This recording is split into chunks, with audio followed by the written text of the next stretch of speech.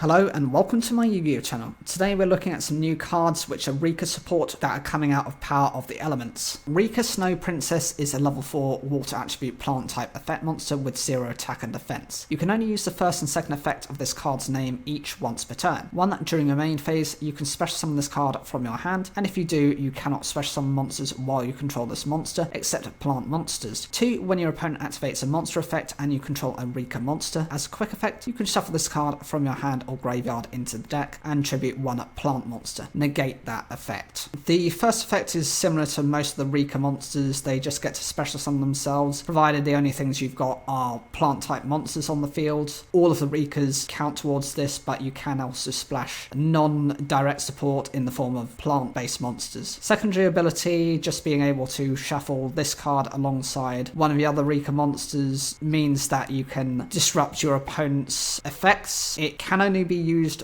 once per turn, so that is the limitation of it, but it might be enough to disrupt your opponent if that's one of their key plays, so long as you understand the general combos of whatever archetypes they're relying on. And the second card is Recur Arrival. This is a field spell card. You can only use the first effect of this card's name once per turn. 1. If you control a Rikka monster, you can set 1 Rikka spell or trap card directly from your deck to your spell and trap zone. Also, you cannot special summon monsters for the rest of this turn except plant monsters. 2. Once per turn, if you tribute a plant monster you control to activate a Rikka card's effect, you contribute 1 face-up monster your opponent controls instead of one of those monsters. This card is very powerful for the deck in the form of the first effect. So long as you have Rikka monsters on your field, you can instantly search and set your Rikka spell and trap cards without having to rely on specific types of recovery or generic cards as well, which can clog up your hand. It does limit you to only being able to special summon plant monsters, but that's what you're going to be relying on. Second effect, I would argue, is much more deadly, because if you would tribute a plant monster you control to activate a Rikka's card effect, instead of doing that, you can actually just tribute over your opponent's monster. It's like having a kaiju type of effect without having a kaiju monster itself. And because it's a tribute, your opponent cannot rely on,